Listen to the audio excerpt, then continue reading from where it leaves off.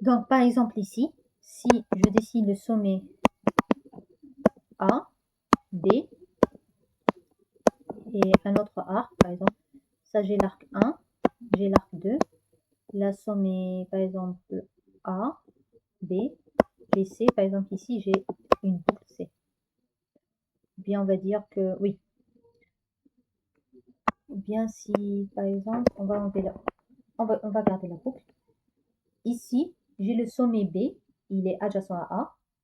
Il a seulement le sommet A comme sommet adjacent. Mais le sommet A, il a deux sommets adjacents. Il a le sommet B et le sommet C. Donc, dans ce cas, le sommet B est un sommet pendant parce qu'il n'a qu'un seul sommet adjacent. Maintenant, un arc pendant, c'est quoi? C'est un arc qui connecte un sommet pendant à son voisin. Par exemple, l'arc 1, c'est un arc pendant parce qu'il va connecter le sommet pendant B au sommet A. Une autre notion importante, c'est la notion d'isme. On dit qu'un arc est un isme, c'est un arc dont la suppression augmente le nombre de composantes connexes d'un graphe. Si je prends l'arc 1 par exemple, et je le supprime de ce graphe, là j'aurai quoi? Si ça c'était mon graphe, et j'ai supprimé l'arc 1, j'aurai combien de composantes connexes? J'aurai 2. Donc là, l'arc 1 c'était un isme, donc automatiquement j'ai 2 composantes connexes. Une autre notion importante, c'est la notion du contour d'une surface. Donc, on avait vu la notion de frontière, c'est-à-dire les arcs qui vont délimiter ma surface. Maintenant, le contour d'une surface, c'est le cycle élémentaire qui contient en son intérieur tous les arcs de la frontière de cette surface. C'est-à-dire pas seulement les arcs de la frontière, mais c'est un cycle élémentaire qui va contenir les arcs de cette surface. Donc, tout graphe planaire topologique a une seule aussi, une autre notion importante, tout graphe planaire topologique a une seule surface infinie qui n'a pas de contour. La surface infinie, c'est la surface qu'on voit à l'extérieur. Par exemple ici, ça c'est la surface infinie. Donc, on a les arcs qui vont définir cette surface. Elle est infinie, elle n'a pas de limite, mais on voit bien qu'on n'a pas d'autres arcs qui vont limiter cette surface, donc elle est infinie, mais elle n'a pas de contour parce que je n'ai pas de cycle qui va contenir c'est la seule surface qui n'a pas de contour. Un sommet isolé est un sommet, une autre notion, un sommet isolé est un sommet dont le degré est égal à 0. C'est normal, c'est un sommet qui va pas être connecté, donc il aura son degré égal à 0. Exemple ici, on a H est un sommet pendant, donc ici, H, il est connecté, il a comme sommet voisin seulement le sommet B. L'arc 10, sommet adjacent seulement sommet B. L'arc 10 est un arc pendant, la même chose. La frontière de la surface X est définie par les arcs 1, 7, 6, 8 et 9. Donc la surface X, je parle de celle-là. De la surface X, donc celle-là. Celle qui est en bleu. Donc, sa frontière, on a dit, ce sont les arcs qui vont la délimiter. Donc on a l'arc 1, 7, 6. Et le contour de la surface. Donc je dois choisir d'abord un cycle. 2, il sera élémentaire. 3, il doit contenir tous les arcs de ma frontière. Donc ici, on a dit, les définitions, il doit contenir tous les arcs de la frontière de cette surface. Et ici, si je prends le cycle 8, 9, il ne va pas contenir les arcs de la frontière extérieure. Mais si je prends le cycle 1, 7, 6, il va contenir quoi? Il va contenir déjà les arcs 1, 7, 6, et à son intérieur, on va trouver aussi les arcs 8 et 9. Donc, il va contenir tous les arcs ou bien tous les arcs de ma frontière. Donc, la frontière, ce sont ces arcs plus 8 et 9, mais le contour, c'est juste le cycle englobant qui va contenir qui va, une sorte de contour, le contour de ma surface. Une frontière de face est constituée d'un ou plusieurs cycles élémentaires disjoints par des arcs, pas d'arcs communs, d'arcs reliant deux cycles disjoints en pendant. C'est-à-dire une frontière, si je veux définir de quoi elle est composée, donc on pourra trouver qu'elle est composée de cycles élémentaires disjoints, d'arcs reliant deux cycles disjoints, ou bien d'arcs pendants. Dans un graphe planaire topologique, les contours des différentes faces constituent une base fondamentale de cycles indépendants. C'est-à-dire que pour trouver, par exemple ici, dans mon graphe, j'ai cette face. J'ai la face X, j'ai la face Y, j'ai aussi cette face et celle-là. Donc ça, ce sont les faces de mon graphe planaire topologique. Maintenant, les contours de chaque face, par exemple ici, on a trouvé le contour de la face X. C'est le cycle 1, 7, 6. On a dit le contour, c'est un cycle. On a dit que c'était un cycle élémentaire. On a dit qu'une frontière, elle est constituée d'un ou plusieurs cycles élémentaires disjoints, c'est-à-dire automatiquement, mes cycles seront disjoints et élémentaires. Donc, dans un graphe planaire, les contours des différentes faces finies, on parle seulement des faces finies, constituent une base fondamentale des cycles indépendants. C'est-à-dire, pour trouver une base fondamentale de mon graphe, celui-là, il suffit de trouver les contours de chaque surface. Si je trouve les contours de toutes les surfaces finies, je vais constituer ma base de cycle. Aussi une autre notion, c'est la notion du formule d'Euler. Donc si dans un graphe planaire topologique, il y a n topologique connexe, c'est-à-dire une seule composante connexe. Il y a n sommets, m arêtes et f faces. C'est-à-dire là on parle de, si on parle d'arête, c'est-à-dire qu'on va parler de multigraphe, mais aussi on pourra appliquer la même notion graphe. C'est pour ça, dans l'exemple ici, on a un graphe avec des arcs, mais si on enlève les arcs, la notion reste la même. Donc on a m arête et f face, alors on a n moins m plus f sera toujours égal à 2. C'est-à-dire le nombre de sommets moins le nombre d'arêtes plus le nombre de faces sera toujours égal à 2. Par exemple ici, le nombre de sommets, on a 6. On a de 1 jusqu'à A, B, C, D, E, F jusqu'à F. Donc 6 sommets. Le nombre d'arêtes ou bien le nombre d'arcs ici, on a 8. Donc le nombre maximum c'est 8. Bien sûr, on va compter les arcs sera égal à 8. F est égal à 4. Le nombre de faces est égal à 4. Pourquoi? La première face finie, la deuxième, la troisième face et ne pas oublier la face infinie. Pour la base fondamentale, on ne va pas comptabiliser, on va juste prendre en considération seulement les bases finies, mais ici, dans la formule, on va prendre en considération toutes les faces de mon graphe. Donc le nombre de faces est égal à 4. Si j'applique la formule, j'ai 6 moins 8 sera égal à moins 4, plus, sera égal à moins 2, plus 4 sera égal à 2. Donc on voit bien que la formule, elle est respectée. Une autre notion importante, c'est le théorème de Kuratowski. On dit qu'une subdivision d'un graphe est réalisée. D'abord, il y a cette notion, ensuite le théorème. D'abord, la notion de subdivision. On dit subdivision d'un graphe est réalisée en ajoutant un ou plusieurs sommets sur ces arcs. Par exemple, là c'est un graphe. 1, 2, 3, ce sont les arcs, et là ce sont les sommets ABC. Donc si je veux réaliser une subdivision, comment je vais faire? Je vais juste ajouter des sommets. Par exemple, j'ajoute ici un sommet. Par exemple, A, B, C, je vais le nommer B. Je vais ajouter ici deux sommets. E et F. Là, je ne vais pas ajouter des sommets. Là, j'ai créé un nouveau graphe. Puisqu'on ajoute un sommet, là, j'ai deux arcs. Ici aussi, j'aurai deux arcs. La même chose ici, j'aurai deux arcs. Donc, j'ai ajouté d'autres arcs. Mais par rapport au graphe précédent, ça, c'est-à-dire ce graphe, on voit bien qu'il a presque la même forme que son graphe prédécesseur ou graphe source. Donc ça c'est un graphe spécial, on appelle ça, c'est une subdivision du graphe premier. Comment j'ai réalisé? J'ai juste ajouté des sommets à mes arcs. C'est comme si j'ai divisé chacun des arcs à plusieurs arcs connectés adjacents. Donc, on dit aussi, on a une autre remarque importante, ou une autre notion importante.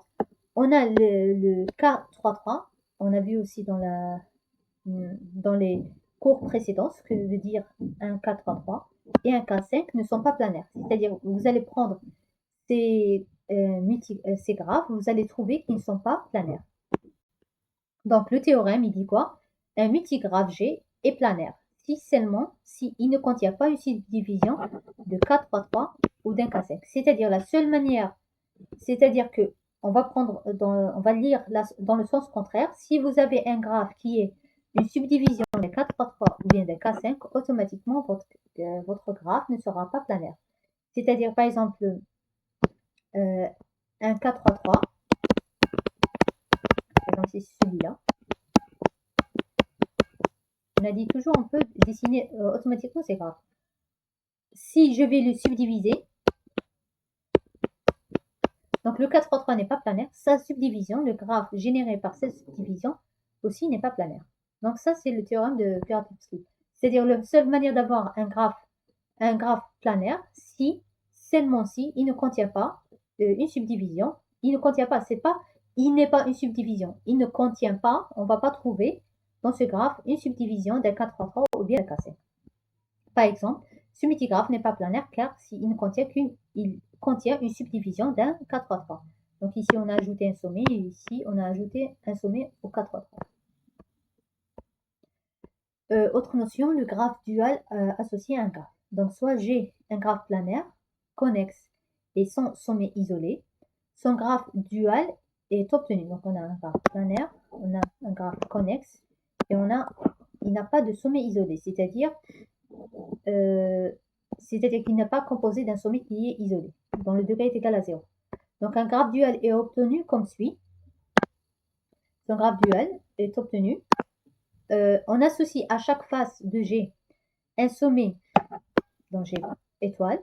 À tout arc A de G, on associe un arc A étoile dont G étoile qui relie les sommets associés aux faces de G, se trouvant de part et d'autre. Bien sûr, ici, lorsqu'on va parler de graphe, donc on va parler de représentation topologique du graphe planaire pour pouvoir dessiner.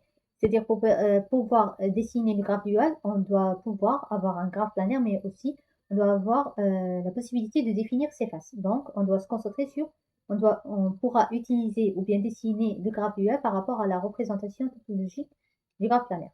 Donc, on associe à chaque face de G un sommet, c'est-à-dire le graphe dual d'un graphe planaire. On va pour chaque face lui associer un sommet. Donc là, par exemple, j'ai la face X, là j'aurai un sommet X. À tout arc de G, on associe un arc aussi, dans G étoile, qui relie le sommet associé aux faces de G, se trouvant de part et d'autre de l'arc A.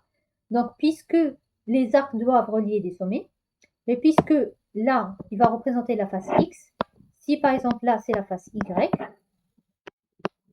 donc, pour relier les arcs, comment on va représenter les arcs? Chaque arc, par exemple, ça c'est l'arc X, Y, il va être représenté ici. Donc, chaque arc qui va relier deux surfaces, il va être relié par un arc qui va relier les deux sommets correspondant aux surfaces.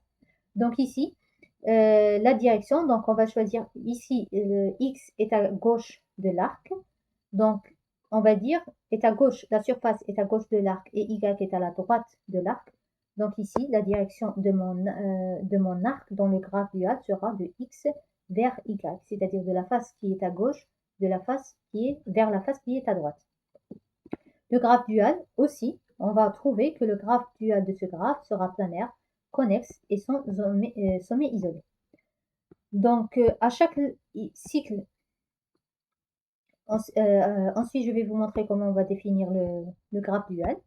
Mais avant, à chaque cycle élémentaire d'un graphe correspond un cocycle élémentaire dans son graphe dual, et vice-versa. C'est-à-dire, lorsque j'ai un cycle élémentaire dans le graphe, dans le premier graphe, si je vais générer son graphe dual, il aura un cocycle élémentaire associé. La même chose et vice-versa, c'est-à-dire pour chaque cocycle élémentaire, il aura un cycle associé dans ou bien un cycle il va correspondre à un cycle dans le graphe dual. À chaque circuit élémentaire d'un graphe correspond aussi un court-circuit élémentaire. Et aussi la même chose et vice-versa. Et on a aussi VG étoile sera égal à lambda G et lambda G étoile sera égal à VG, puisqu'on a chaque cycle va correspondre à un cocycle. Donc le nombre cyclomatique du graphe sera égal au nombre cocyclomatique du graphe dual. Et le nombre cocyclomatique du graphe sera égal au nombre cyclomatique du graphe dual. Par exemple, ici, si j'ai ce graphe, donc j'ai le graphe 1, 2, 3, 4, composé des arcs 1, 2, 3, 4. Je vais identifier automatiquement les faces F1, F2, F3. J'ai les trois faces, la face F3, la face infinie. j'ai les sommets A, B, C, D. Maintenant, je vais dessiner son graphe dual. Qu'est-ce que je vais faire? Je vais représenter chaque face par un sommet. Donc, par exemple, la face F1, on va la nommer F1 étoile. Donc, ça, c'est le sommet F1 étoile. F2 sera le sommet F2 étoile. F3 sera le sommet F3 étoile, par exemple. Ensuite, pour chaque arc, on va le représenter ici. Mais comment on va lier? Ils vont lier les sommets correspondants en face. On va prendre par ordre. On va commencer par l'arc 1. L'arc 1 va relier, en fait, il est adjacent, ou bien il connecte la face 3 avec la face 1. On voit bien que c'est un arc commun entre la face 3 et la face 1. Donc, il va connecter la face 3 et la face 1. Donc, on va le nommer 1 étoile. Mais maintenant, on va voir la direction de cet arc. Donc, on a l'arc 1. La face F1 se trouve à la droite de mon arc. La face F3 se trouve à la gauche. Donc, l'arc 1 devrait aller de F3 jusqu'à F1. Donc, ici, de F3, c'est celui-là, de F3 jusqu'à F1. Ensuite, l'arc 2, il relie la face 3 et la face 1. Donc, ici, la face 3 et la face 1. Ici, normalement, la connexion devrait se faire avec le point qui correspond au sommet. Là aussi, c'est la face 3 et la face 1. Maintenant, on va essayer de déterminer la direction. J'ai la face 1 ou la face 1 se trouve à la gauche de mon arc 2. Donc F1, donc il va aller de F1 jusqu'à F3. Donc de F1 jusqu'à F3. Ça, c'est l'arc de étoile. Donc c'est celui-là, de F1 jusqu'à F3. Ensuite, j'ai l'arc 3 qui relie la surface F2 et F3. Donc ici, F2, donc ça c'est l'étoile. Donc la surface F2 et F3. Donc j'aurai ici, par exemple ici. Maintenant, je vais essayer de déterminer la direction. Donc ça, c'est l'arc 3.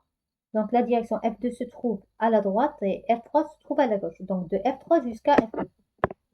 Donc ça, c'est l'arc 3. Donc l'arc 3, c'est de F3 jusqu'à F2. Ensuite, on a l'arc 4 qui lie la surface 2 avec la surface 3. Donc l'arc 2, la surface 2, aussi la même chose, la surface 2 avec la surface 3. Donc la surface 2 jusqu'à la surface 3. Donc ici aussi, on a la direction. Par exemple, 2 se trouve à la droite et 3 se trouve à la gauche. Donc, donc on va aller de 3 à 2. Donc de F3 jusqu'à F2. Donc on a ici l'arc 4 de F3 jusqu'à F2. Très bien. Ensuite, ici, normalement, donc ce sont les seuls arcs, je ne sais pas, normalement ici, il n'y a pas d'arc 5. Donc ce sont les... Ah oui, il y a l'arc 5 ici. Donc celui-là, je ne l'ai pas vu. Donc on a l'arc 5 ici. Il relie la face 1 et 2. Donc F1 et F2. L'arc 5. Maintenant, je dois déterminer la direction de mon arc 5. Donc la direction, donc j'ai la face F1 est à gauche, la face F2 est à droite. Donc il va de F1 jusqu'à F2. C'est bon ici. Donc F1 jusqu'à F2. Donc là, j'ai dessiné le graphe dual correspondant à mon graphe G. La dernière notion aussi importante, c'est la notion d'arbre et de forêt. Donc on dit qu'un arbre est un graphe connexe sans cycle. Donc je dois avoir une composante connexe, une seule, et je ne devrais pas avoir de cycle. Donc si j'ai un graphe qui est connexe et sans cycle, donc j'ai un arbre, tout simplement. Aussi une autre remarque, automatiquement c'est un graphe. Il ne peut pas avoir d'arcs multiples. Parce que si j'ai des arcs multiples, automatiquement j'ai un cycle. Donc automatiquement l'arbre devrait être un graphe. Donc c'est un graphe, et il est connexe et il est sans cycle. La notion de forêt. Une forêt c'est un graphe dont les composantes connexes sont des arbres. C'est-à-dire je n'ai pas de graphe connexe, mais j'ai plusieurs composantes connexes, mais chacune d'elles est un arbre. Aussi, ça veut dire quoi? Ça veut dire qu'une forêt n'a pas de cycle. Pourquoi? Parce que d'abord, pour chaque, donc puisqu'il y a composantes connexes, donc il n'y a pas de connexion entre les composantes, entre les arbres, et dans chaque arbre, il n'y a pas de cycle. Donc automatiquement, dans ma forêt, il n'y aura pas de cycle. La notion de feuille, ce sont les sommets pendants de l'arbre, sont aussi appelés feuilles. Par exemple, j'ai le sommet A, sommet B, sommet C. Ça, c'est un graphe. Il est connexe et il n'a pas de cycle. Donc, c'est un arbre. Ici, j'ai le sommet B, c'est un sommet pendant. Il n'a connecté qu'à un seul sommet. C, c'est un sommet pendant. Il n'est connecté qu'à un seul sommet. Donc, ça, c'est une feuille. Donc, donc, les sommets pendants de l'arbre sont aussi appelés feuilles. Sommet terminal, un sommet pendant dans un arbre dont le demi-degré extérieur est 0 est appelé sommet terminal. Donc, c'est une feuille particulière. Ce n'est pas toutes les feuilles qui sont des sommets terminaux. N'importe quelle feuille n'est pas un sommet terminal, mais elle est un sommet terminal si son degré extérieur est égal à 0. Par exemple, ça veut dire qu'elle n'a pas d'arc sortant. Ici, elle n'a pas d'arc sortant. L'arc qui la connecte à A, c'est un arc entrant. Donc ça, c'est un sommet terminal. La même chose, c'est un sommet terminal. Mais si je n'avais pas ça, si j'avais, par exemple, j'avais ça, j'avais la direction vers A, ici pour B, et ici pour C. Donc dans ce graphe, GB, c'est un sommet pendant, donc c'est une feuille. C aussi, c'est une feuille. Mais c'est un sommet terminal parce qu'il n'a pas d'arc sortant. Mais B, ce n'est pas un sommet terminal parce qu'il a l'arc sortant celui-là. D'accord? Donc ça, c'est la différence entre feuille et sommet terminal. Un arbre ayant un minimum de sommets et au moins 2 sommets pendants, il va vérifier les propriétés suivantes. Donc on va les voir ici. Mais avant cela, il y a des exemples d'un arbre. Donc généralement, lorsqu'on va symboliser l'arbre, on ne va pas utiliser le symbole GXU, mais on va utiliser le symbole HXU. Donc ici, on a les sommets E et D sont des sommets pendants, donc ce sont des feuilles. Ça, c'est un arbre, il est connexe et pas de cycle. Le sommet D est un sommet terminal. On a seulement le sommet D qui est terminal, le sommet E n'est pas terminal. Pourquoi? Parce qu'il a un arc sortant. C'est-à-dire son demi-degré extérieur est égal à 1. Donc, on a pour tout arbre avec au minimum, qui a au minimum de sommets, les propriétés suivantes. Donc, d'abord, si c'est un arbre, ça veut dire cette propriété, H est un arbre, est équivalente aux propriétés suivantes. H est son cycle, on sait déjà, et admet n-1 arc. C'est-à-dire, automatiquement, s'il a un sommet, il aura n-1 arc. Donc, H est connexe, puisqu'il est connexe, donc il devrait y avoir n-1 arc. Par exemple, ici, j'ai 1, 2, 3, 4, 5 sommets et j'ai 4 arcs. Aussi, il est sans cycle, mais si on ajoute un arc, on crée un seul cycle. Donc, il est connexe et admet, là j'ai oublié celle-là, automatiquement aussi, il est connexe et admet n-1 arc. H est sans cycle, on sait déjà, puisque c'est un arc, donc il est sans cycle. Mais si on ajoute un arc, on crée un cycle. Ça, c'est une notion importante. C'est-à-dire, il suffit d'ajouter un seul arc, on va créer automatiquement un cycle. Ici, j'ai créé un cycle. Si je prends n'importe quel sommet, je vais automatiquement créer un cycle. Donc ça, c'est une notion vraiment importante par rapport aux arbres. Il suffit d'ajouter un sommet et j'aurai un cycle. La même chose, H est connexe. Mais si je supprime un seul arc, il ne sera plus connexe. Par exemple ici, si je supprime l'arc 2, automatiquement mon graphe ne sera pas connexe. J'aurai deux composantes connexes. Si je supprime n'importe quel arc, j'aurai le même résultat, c'est-à-dire je n'aurai plus d'arbre. Tout couple de sommets H est relié par une et une seule chaîne. C'est-à-dire n'importe quel deux sommets, je vais trouver une seule chaîne qui va les relier. Par exemple ici, toujours une seule chaîne. Un graphe admet un arbre comme graphe partiel si et seulement si il est connexe. Donc, on a vu la notion de graphe partiel, c'est-à-dire les graphes générés par un ensemble d'arcs du graphe, mais il est connexe si seulement si partiel si seulement si G est connexe. C'est-à-dire si on veut trouver un graphe partiel connexe, G devra être aussi connexe. Mais maintenant, on va voir un algorithme de construction d'un graphe d'un arbre maximal d'un graphe. C'est-à-dire là, on a juste un graphe, on veut déterminer l'arbre maximal associé à ce graphe. C'est-à-dire l'arbre maximal que je peux extraire ou que je peux générer de ce graphe, ou que je peux trouver ou identifier de ce graphe. Donc je peux trouver, d'abord on vérifie que G est connexe. S'il n'est pas connexe, il n'admet pas d'arbre maximal. Donc on a dit ici, la condition, un graphe admet un arbre comme graphe s'il est partiel, un graphe partiel si seulement si G est connexe. Donc, et pour chaque arc UI de U, si la suppression de UI génère un graphe partiel connexe, on le supprime.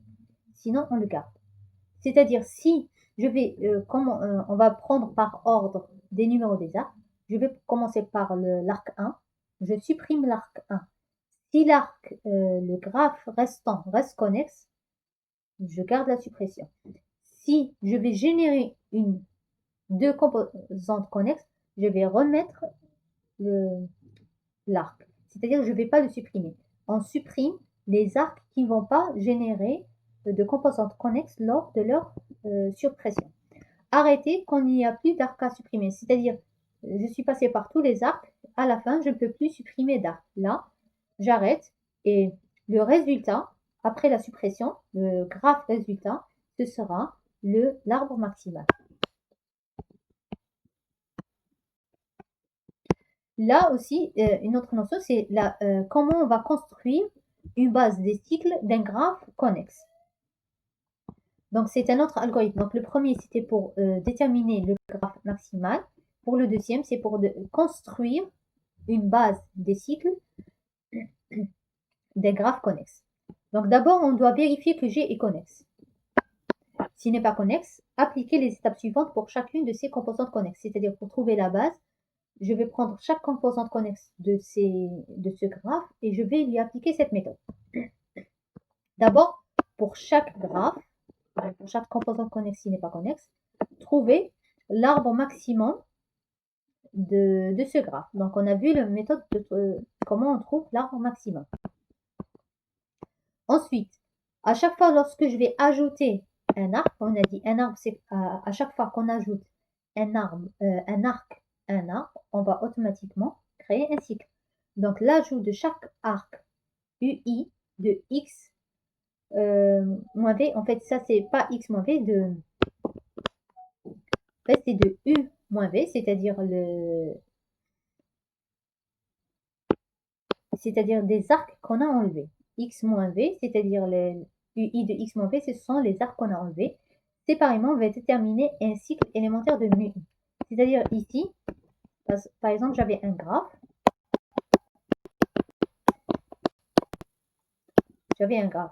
Il avait seulement, par exemple, il avait ces arcs-là. 1, 2, 3, 4 et 5. D'accord? Donc, il avait 5 arcs. Pour la suppression, j'ai supprimé 1 pour créer l'arbre maximal. Donc, j'ai supprimé 1. Donc, j'ai gardé ma composante connexe. Ensuite, si je supprime 2, là j'ai A, B, C, D. Si je supprime 2, je n'aurai plus d'arbre connexe. Donc, je garde 2. 3, je peux le supprimer. Donc, je garde mon arbre connexe. 3, 4, je ne peux pas le supprimer. Et 5, je ne peux pas le supprimer, j'aurai 2 composantes connexes. Là, je viens de générer l'arbre maximal. Donc ça, l'arbre maximal, ça c'est V, c'est-à-dire le graphe généré, les arcs du graphe généré. Et ça c'est c'est U moins V, donc les arcs que j'ai enlevés. Donc j'ai enlevé l'arc 1 et l'arc 3. Maintenant, pour déterminer la base fondamentale de mon graphe, le graphe premier, c'est-à-dire avec ces arcs-là, je vais prendre un par un des arcs et je vais les ajouter à mon graphe. Par exemple, l'arc 1, c'était l'arc AD. Donc, si je prends l'arc AD, et je vais l'ajouter ici, donc je vais construire le cycle 1, 2, 5. Donc ça, c'est le cycle élémentaire 1. Ensuite, je l'enlève. Si j'ajoute 3, j'aurai un autre cycle, le cycle 5, 4, 3. Ici, j'ai trouvé deux cycles. Donc, je viens de déterminer la base fondamentale de mon graphe. Elle est composée du cycle élémentaire. Le premier, c'est 2, 1, 5. Et le deuxième, c'est 5, 3, 4. Donc, l'ensemble des cycles élémentaires déterminés représente une base de cycles indépendants de G, appelée les cycles associés à l'arbre H. Donc, toutes les notions qu'on vient de voir, vous pouvez les retrouver dans les références suivantes.